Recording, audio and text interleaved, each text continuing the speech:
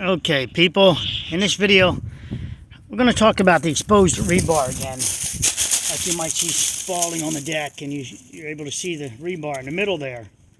And then concrete and concrete. So you can see it can take the load.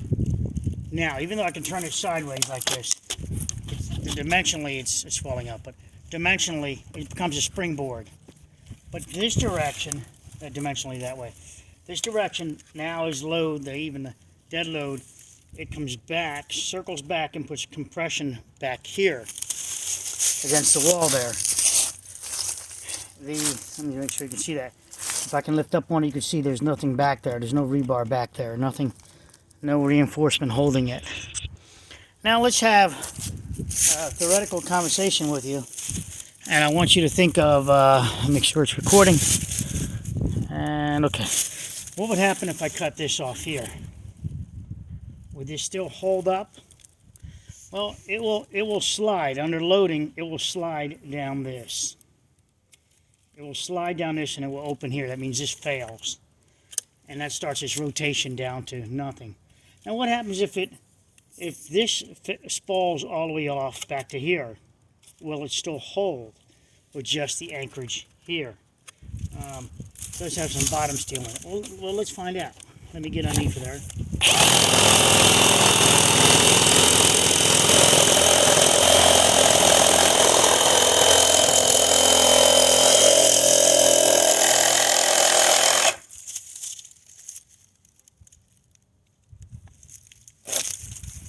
So, pausing. Okay, had to get safety glasses. I realized I didn't have them on. All right, so you can see this is fractured upon that plane, almost fully back, right to there. Now look at it; it's still holding. Huh? Well, let's take it all the way back. Switch this blade around.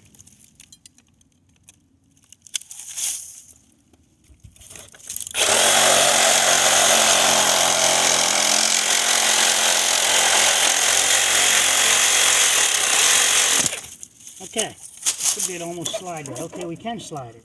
So you can see that, well, it's perfect. You can see in this video how the disengagement happened. The rebar is no longer engaged on this. So it falls off. This falls off. All right. Will this deflect down under loading? Will the anchorage back inside the structure keep it flat? Well, the anchorage in the structure, along with the compression down here. This was a tension zone anyway. So let's load it with the weight. I didn't snug this up from the other day. We'll grab a heavy weight and put it on there. As you can see, it still works. Make sure you can see the weight. Yeah, right here. This weight I'm spinning on the end. Awesome, right? So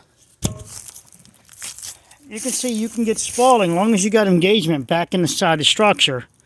You can get this top almost spalling, but you need an anchorage out here. The critical section is the anchorage out at the balcony ends. All right, that's where it's critical. You release that, and the game's over. I can release that by loosening the nut to prove the point, losing its engagement.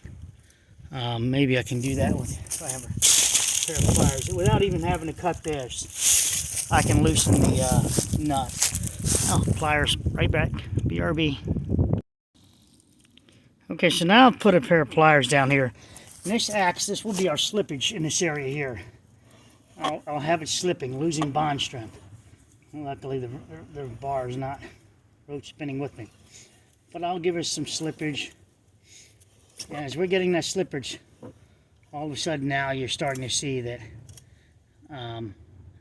first off, we're no longer snug, right? We got some lateral deformation, but more importantly, we're getting gaps back here.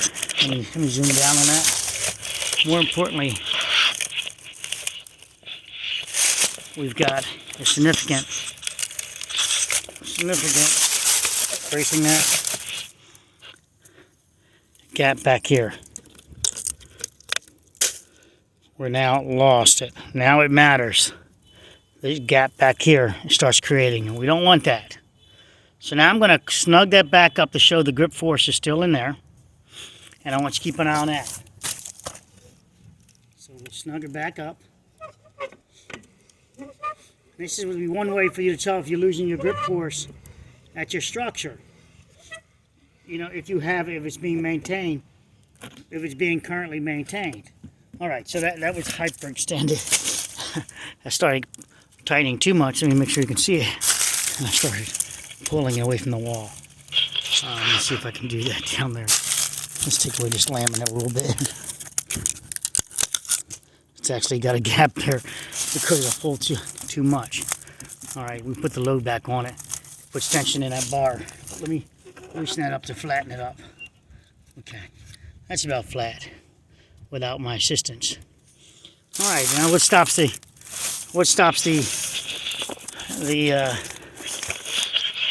lateral movement back down, the vertical movement back down? There's the rebar still at the bottom of the deck. It stops it wanting to break off from there, plus the rotation effect of the cantilever out here being anchored here gives it a pivot point from there, from the end. It demands it rotate from that point, and demanding it rotate from that point puts the load back and a circle back to here, the bottom. I say circle, I don't mean full circle. I mean like that, more like a horseshoe stress. So if I put so now you see what happens. What's the critical part of the deck? Is that outer part. And that's where you see I want people off the outer part of these decks when you see them, if you're trying to evaluate the cantilever. Let's go ahead and remove this for clarity. And let's load it again. So there's your weight. Hopefully you can see it. See if I can peek through a bit. Yeah, so there's your weight on the end. So what matters is the outer, that's what was most crucial. And there you see spalling back here, and you want to get excited and everything else. Also what matters is if you see spalling at other places. Can you tell me where the spalling would be more crucial? Without using a compressive test, what will be the reveal of it being overloaded? What's spalling for the engineers out there? That's why I'll answer it in another video, but for the engineers out there, what spalling will be indicating that the PSI is wrong for this deck? I'm not saying it is at all, but what would be an indicator that the PSI is wrong for the current loading conditions? I sort of gave it away other videos and this one. You just got to rewatch it and think about what I'm saying and stay specific with the question without doing a compressive test. One where you take a sample. What would you be able to show, whether it's stable or unstable conditions? What would they reveal themselves as? All right, so I show you a fully open, spalled off top reinforcement. I tell you that what's critical is that outside anchorage. Critical, more so than getting excited about that back there. Now, interesting enough, let me set up something. So what I did here was put 2 holes in it just to ream it out. It would act like anchors down here. It's going to be just a theoretical anchorage from the deck. Like you had something that actually anchor down there, some epoxies, and you had a coating that wouldn't separate with that little bit of cover. And I'm going to secure it now here at this location. And then I'll cut this off. And can you tell me can you predict what the behavior will be? What will happen? So I only put 2 screws in there. I could have buttoned it down a lot more, but I just need a little grip force for our purposes. And the grip force is on that rebar now. It's mimicking some type of, design that holds it together with the rebar at that point, at that location.